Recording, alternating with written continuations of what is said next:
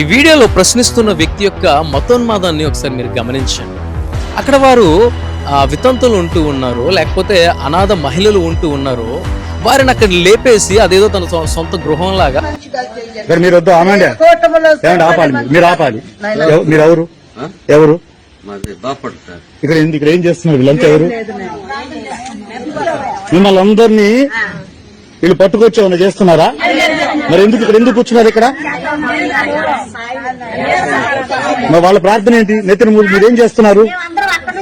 మరి వెళ్ళిపోండి, వాళ్ళ ఇంటికి వెళ్ళి వాళ్ళ ఇంట్లో కూర్చోండి, అక్కడ చేసుకోండి.